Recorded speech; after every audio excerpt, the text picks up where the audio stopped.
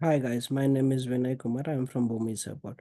Today we are going to discuss on how to pull individual records and multiple records using the disk V2 connection and how get and query action operation works.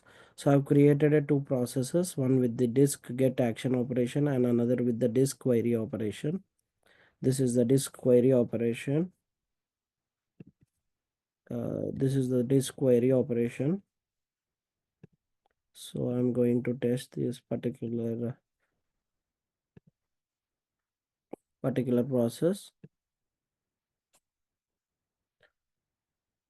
Generally, the query action can return multiple records and the connector split each record into a separate document for convenience. If we check here, right, the connector has pulled the multiple records.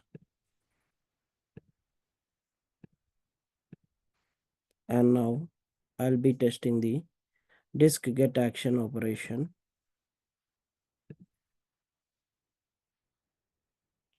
Get calls are generally used to perform individual record lookups because they return a single value.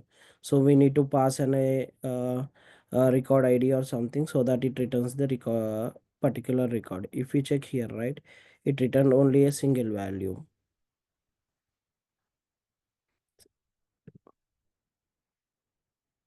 So we need to use the query action instead of get action to pull the multiple records.